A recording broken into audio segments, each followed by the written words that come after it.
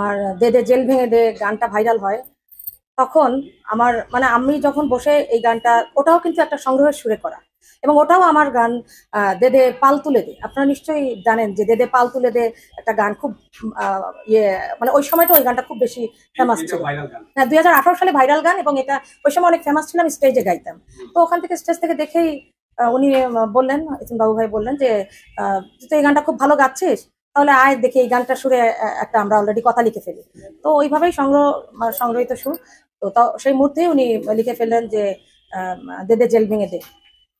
তো তার পরবর্তীতে কি আমি গানটা আমি গাইলাম, এবং গানটা যখন গাইতে গেছি, তখন আমি একেবারে মানে আশা নিয়ে, মানে একটা ভীতু, একটা ভয়, ভিতর থেকে একটা ভয় আতঙ্ক নিয়ে একটা গান গাইতে গেলে ভেতর থেকে যে আমার সাহসটা, ওই সাহস কিন্তু আমার ছিল না।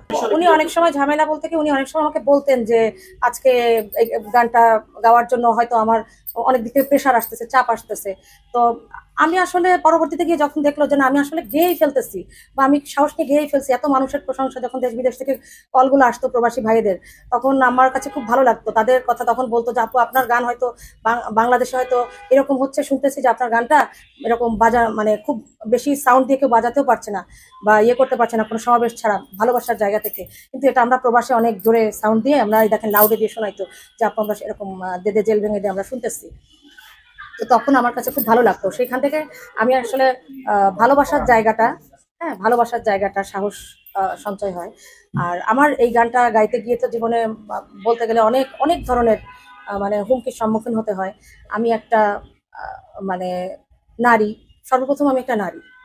হ্যাঁ, কোন ধরনের মানে প্রশাসনিক হুমকি বা সন্ত্রাসী কর্মকাণ্ড কোন পর্যায় পর্যন্ত যে ওই সময় পার হতে হয়েছে, এটা আসলে ওই সময় তো আপনারা সবাই ছিলেন, আপনারা জানেন যে কোন পর্যায়টা আমাদের পার করতে হয়েছে। একটা ইউটিউবে আপনি একটা লাইক দিবেন, ওই লাইকটা দিতেও মানুষ ভয় পেত। বলে এই কথা বলতে গেলে অনেক বড় বড় মানে মানে অনেক বড় বড় ইয়ে আছে এগুলা।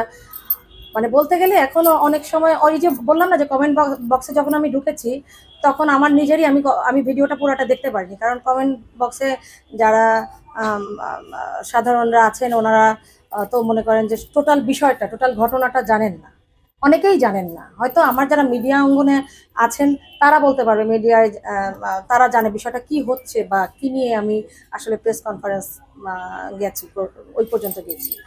তো আমি ওই গানটাকে কেন্দ্র করে বিশেষ করে 2018 সালে, 2018 সালে যখন আমরা যে গিয়েছি সাহস, যেহেতু আমি জাতীয়তাবাদী দল আদর্শে আমি একজন ক্ষুদ্র, একদম খুবই নগণ্য, এবং খুবই একটা মানে সমর্থক বলবো, মানে সৈনিক বলবো, কণ্ঠযোদ্ধা বলবো, যেটাই বলেন আপনাদের ভাষায়।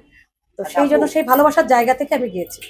এখন আমার মনের কষ্টের জায়গাটা তো অবশ্যই আহ, অবশ্যই তিনি, সেটা তো মানে এটা তো ব্যাখ্যা করে বারবার নাম প্রকাশ করারও কিছু নেই।